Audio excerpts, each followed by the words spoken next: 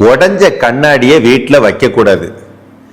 வைக்கலாமா அப்படின்னு கேட்டால் நம்மளால என்ன சொல்லுவாங்க, உடஞ்ச கண்ணாடியை வீட்டில் வைக்காத தருத்துறோம் அப்படிம்பாங்க. உண்மை என்னன்னு கேட்டிங்கன்னா, இந்த கண்ணாடி உடஞ்ச பாகத்தில் லைட்டிங் பட்டுச்சுன்னா அது பிரதிபலிக்கிற விதத்தில் ஒரு வித்தியாசம் இருக்கும்.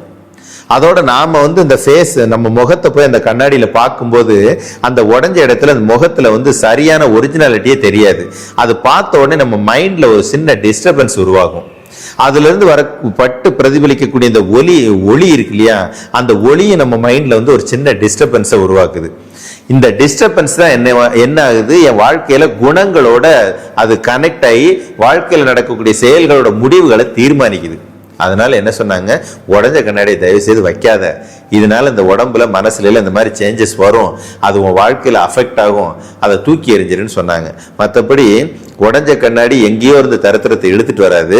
உடஞ்ச கண்ணாடி நீங்க பார்க்காத வரைக்கும் அந்த தரித்திரம் உங்களை அஃபெக்ட் பண்ணாது. பார்த்தீங்கன்னா அஃபெக்ட் பண்ணும். கண்ணாடியை பார்க்காம தவிர்க்க முடியாது. அதனால கண்ணாடியை தூக்கி எறிஞ்சிடுறது நல்லது. இவ்வளவுதாங்க அதோட அறிவியல்.